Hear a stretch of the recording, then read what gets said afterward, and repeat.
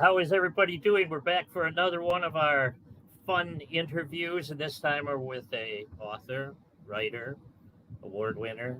It's good I have never spoken with this person before. I mean, other than 10 minutes before the show. And I think you're going to get a real kick out of him. Thank you for joining us, whether you're watching us on the live feed right now as we're doing it, or if you've gone into where we've stored it and dug it up and started listening to it. Stay with us. I guarantee you're going to have some good fun. Our guest today is author David Liss, and his new book is called The Peculiarities. I'm having trouble with that, David, so if you need to help me later, you might have to. So let's bring him on right away and have David with us and join the room. How are you, David? Good. How are you? I'm doing real good. You're there in San Antonio, and we're here in Burbank, California. So this is a lot of fun. It's nice to meet you. And you? The name, The Peculiarities. You couldn't have given me something like The Oddities or something like that. Yeah, when I was writing the book, I didn't really think about how difficult that is to say multiple times. It is a little bit of a tongue twister, but it is what it is. I also sometimes stumble over it. So there you go. Well, it does pull your attention, which is what a title is supposed to do.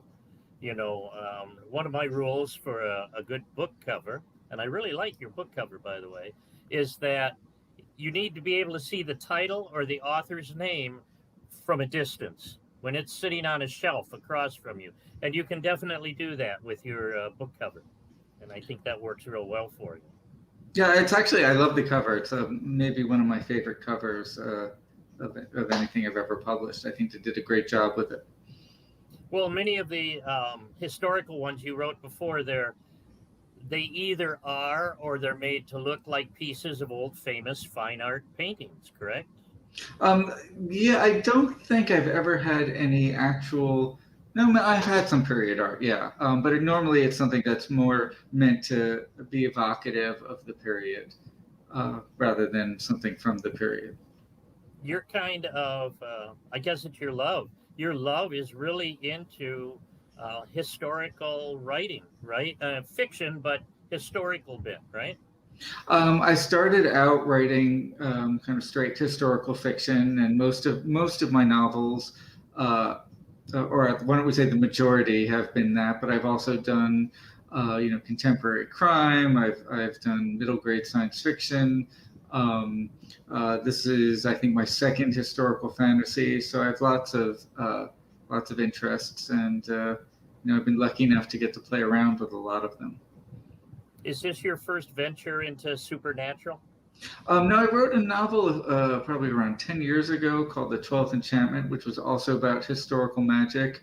The Peculiarities has more of a crossover with horror, I think, than that novel did. But I've also written a lot of horror short fiction, so I have a real affection for horror as a genre, and I didn't originally intend for it to do so, but it really crept into this novel, and when that started happening, I was happy to lean into it.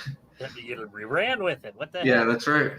Speaking of your short fiction, that is where we met before. We have met one other time, just not in person, because both you and I are in this book. Aha, right, yes. The Folktales short fiction anthology. Folktales, and they're all based on folk songs, rather. Folk songs, yeah. Right? And we were hired as writers.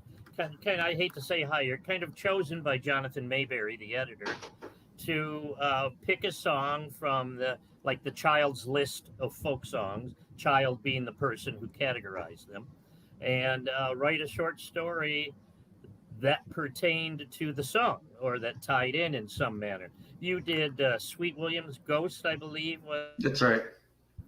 Right? Yes. Okay. And then I did Black is the Color of My Love's True Hair. And I was in the book immediately after you. They read your story, then they read me. So we have met then. We have. And that was kind of a fun project because it was interesting to have to write to something like that. Yeah, it was. And actually I think it was the second time I've been in an anthology where I had to write a story around a piece of music. And both times it's been a real challenge to try and figure out how to do that, how to pay homage to something without feeling like I was slavishly devoted to it. Right. From the list, one of the main things I tried to make sure when I picked my song was it wasn't as much of a story song as some of them because I didn't want to be stuck writing that story. Mhm. Right. You don't want to just rehash what's already there. Right. Right. So that was kind of fun. And I read yours over again last night and I enjoyed it quite a bit. No, thank you. I have absolutely no recollection of what I wrote, so I'm glad one of us remembers it. Well, we've got time here. Let me read it to you. Oh, no. Um, Here's a question I've always had because I don't write fantasy in general. I write horror, although I'm getting further and further away from that nowadays. But when you write magic realism or fantasy, what is the actual difference to you between those two?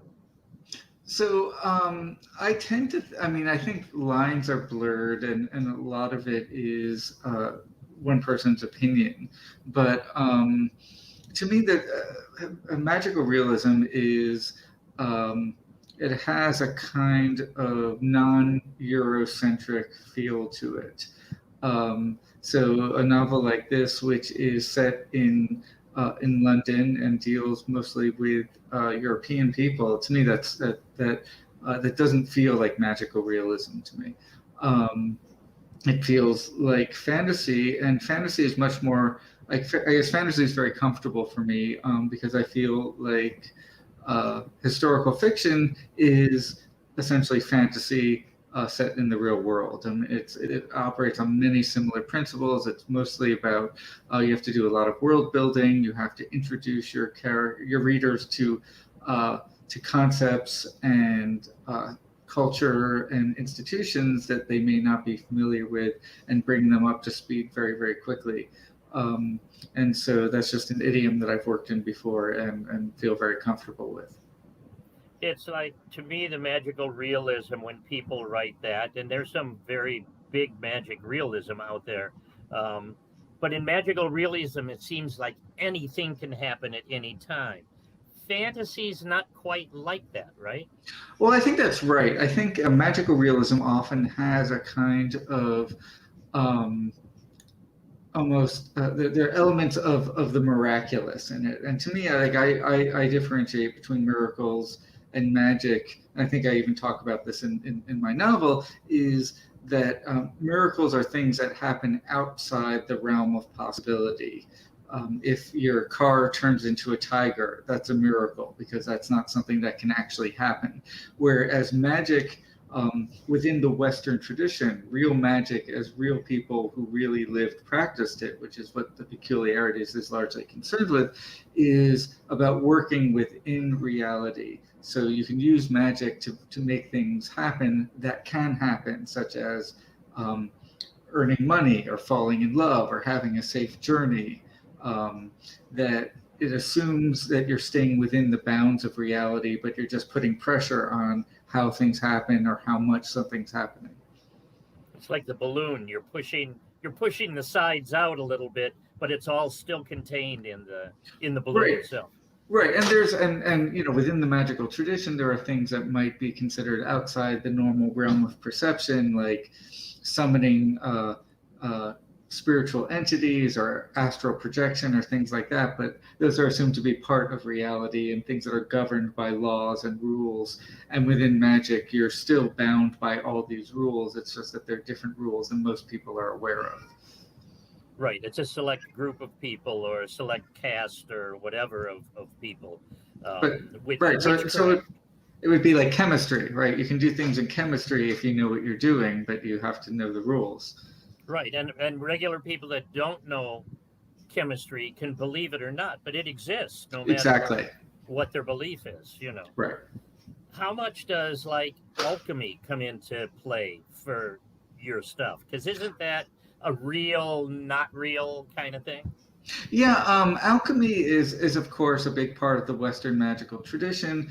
I don't really deal with it very much in this novel. By the time you get to the 19th century, when this book is set, alchemy had largely moved away from um, the sort of medieval interest in turning base metals into gold and become a kind of metaphorical magic, the alchemy of spiritual transformation. So it wasn't something I was particularly interested in grappling with, but it is part of the European magical tradition, and it's something that members of the Golden Dawn, which is this historical magical society that I deal with quite a lot in this novel, they all would have studied and would have been familiar with. Right, right. Um, my head just went away here. Oh, I know. What makes you pick the time frames that you pick for your novels? Now, you seem to stay within about 150-year kind of frame in all of your books, but is there something about that time period in history that really lights your fire, so to speak? Well, it's a period I know. My background is as a I was studying 18th century British literature. I was getting a doctorate in it when I basically turned my dissertation research into my first novel. So I know 18th century Britain very well, and so that's a time period I've returned to. And then beyond that, there are just always moments in history or cultural trends or even specific incidents that that interest me, where I might say, oh, for example, I wrote a novel called Day of Atonement about the 1755 Lisbon earthquake, which was a really big deal if you happen to be in Europe in 1755. And it was one of those things where I just always wanted to write about it, and took that as a jumping off point and started doing research until I found the novel I wanted to write. With the Peculiarities, I began by wanting to write a novel about their revival of interest in the occult in the late 19th century, and in particular the Hermetic Order of the Golden Dawn, and started doing some reading and research, and again figured out what was the story that I wanted to tell. The Golden Dawn and that's part of the Crowley thing, right? Right, and Aleister Crowley, who was probably the most famous actual magician who ever lived, was came up through the Golden Dawn, and he is a major character in the novel. He functions as kind of a flawed mentor for my main character. And he was someone who I was really hesitant to include in this novel because he's sort of infamous for being a colossal asshole, and you don't Right. necessarily want one of those in your book. But he was too big a figure to justify excluding, and I ended up really enjoying the scenes that he was in, and I decided to lean in as much to his sort of abrasive, egotistical, arrogant traits as the things that people liked about him, which was he was incredibly charismatic, and he was incredibly learned. He wasn't just a blowhard. He really did know more about about magic and the occult than just about anyone else, and took it all very seriously, and was a real scholar. And he believed himself to be the greatest magician in the world, and it's often very difficult to be around somebody who believes themselves to be the greatest anything. But right. I tried to play it off as a bit more likable than maybe it would have been in real life. That these were just egocentrics on his part. Yeah. Now, what makes you go? You went with a young character because it's about his brother, really, who is destroying this inheritance that he got, right? The bank. Right. So the main character is this guy Thomas Thresher, who is the younger son in a banking family, and he's always been kind of an outsider in his family. He's never really known why. He has a much older brother who's always been contemptuous of him, and when his father was alive, the father wanted nothing to do with him, and he was told at a very young age he would have nothing to do with the bank. He was in fact given a generous allowance and basically told, go be a wealthy nobody.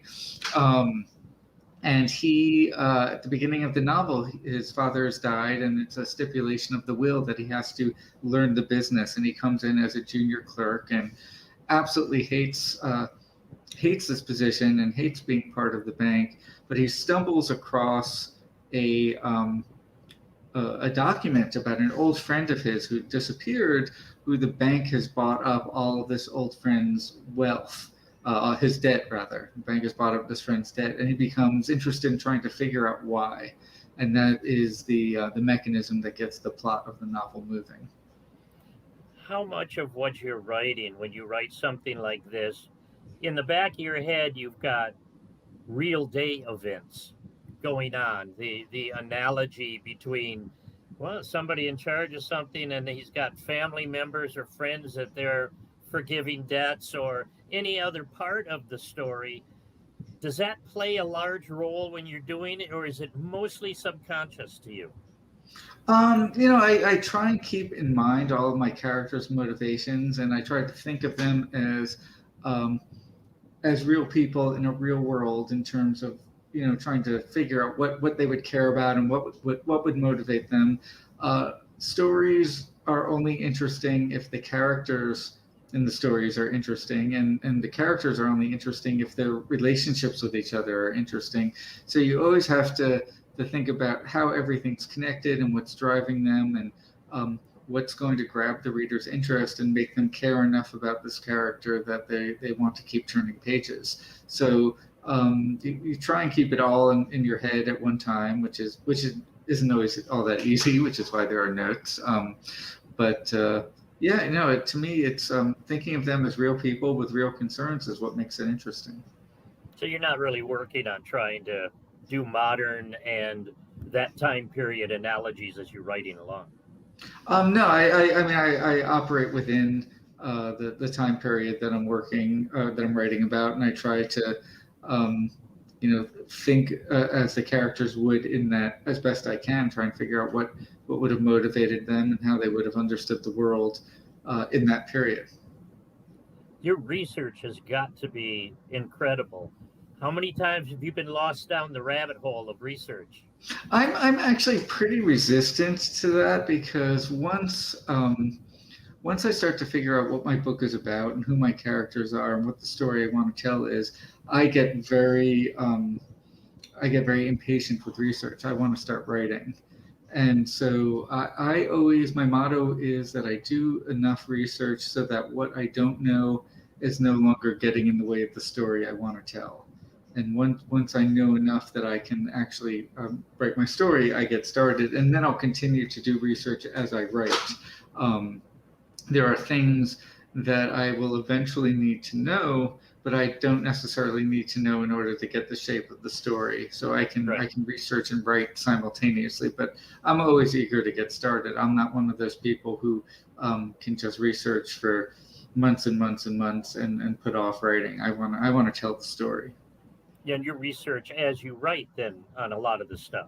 Yes. You've already done a portion, and then you're in and going, oh, well, I need to know about this. Right, and there's also things you just don't know that you need to know until you've got a solid draft. That's true. My last book was a historical book too, and there were things I didn't even think about until I was in the middle of writing it, and then I go, help. And if it's a novel where set in a place I've never been before, if I need to go and do physical research, I actually always wait until I'm at the what I think will be the second to last draft before I physically go to a location. Because if I go earlier, I don't know what I'm looking for and I don't know what I'm looking at. Whereas if I have the novel mostly planned, I can go visit a place and say, oh, it'd be great if the scene that I wrote in one location would take place in this location, or I need to know how long it takes to travel from one spot to another spot. So having a good sense of the story really helps. And you've had to, so we're talking like Britain and Europe mainly when you're talking about going to locations. Yeah. Right.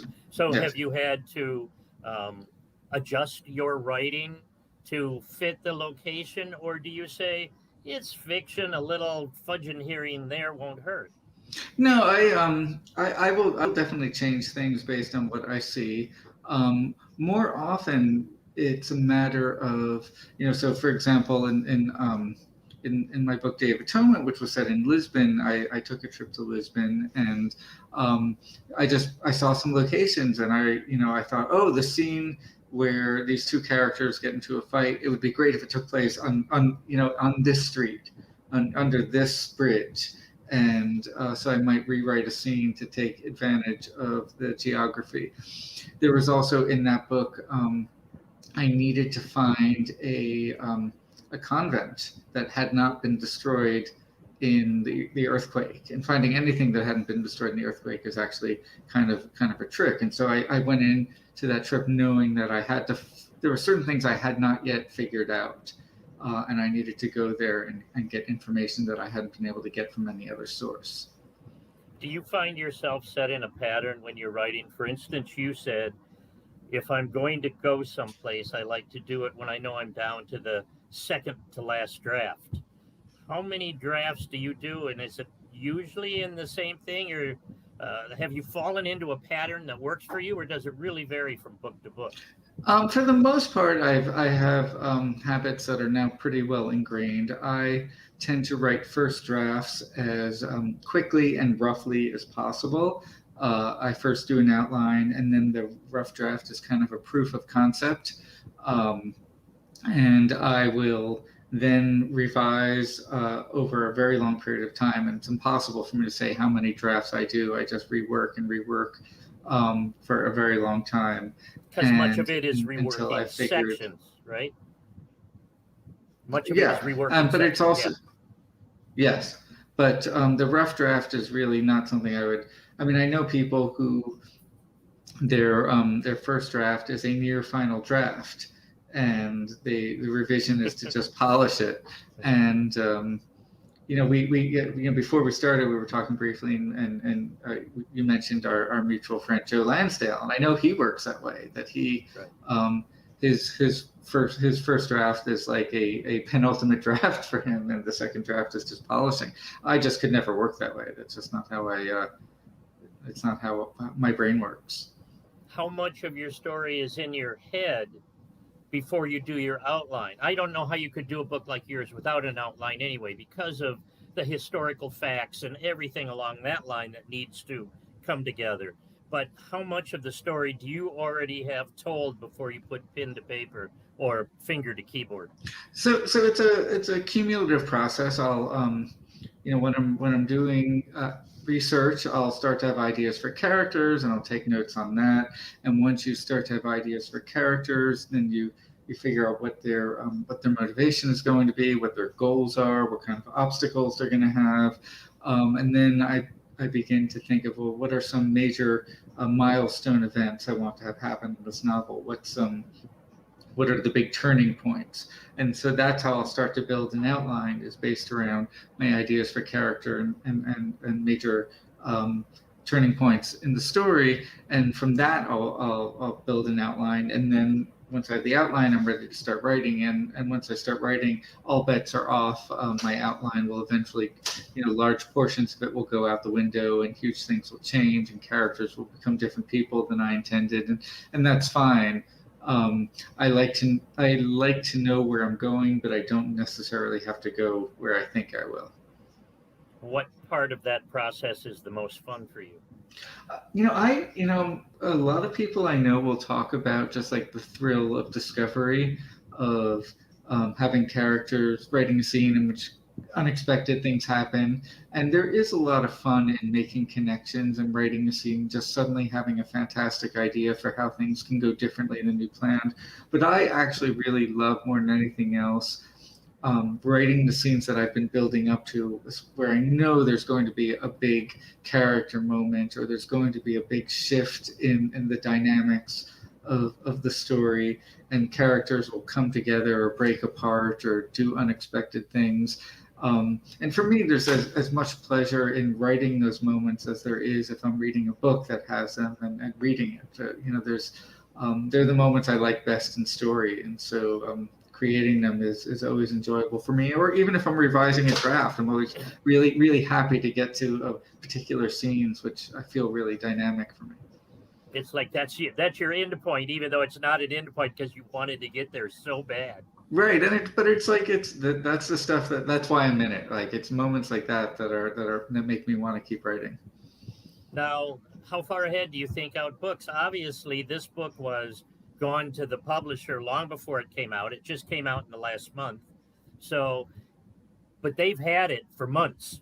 We know Right. that the publishing industry moves at iceberg speed, you know. Right. So, have you already been writing on the new one, or do you spend time to suck in the air after having written and take a break, or how do you do that? I need to be working on something at all times. So Yeah. as soon as I finish a book, I start either researching or writing the next project. So I recently finished a novel that took a very long time to write. It was kind of a big project. My agent has it now and is going to be sending it out.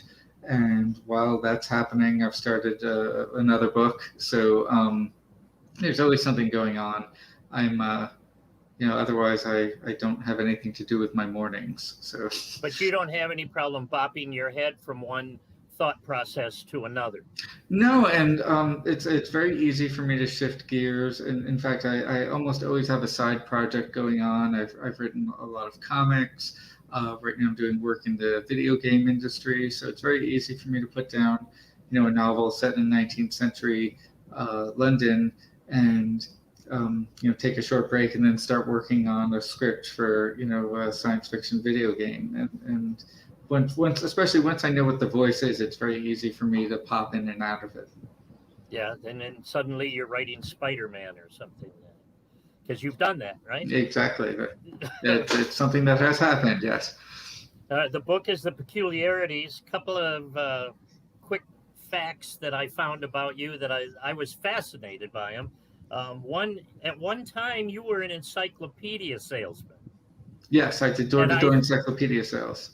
I said to myself, he had to be, the Eugene O'Neill kind of guy. That was the end of encyclopedias, basically, when you were doing that. It was the 1980s, and it was younger people will have no idea what we're talking about when we say door-to-door encyclopedia sales.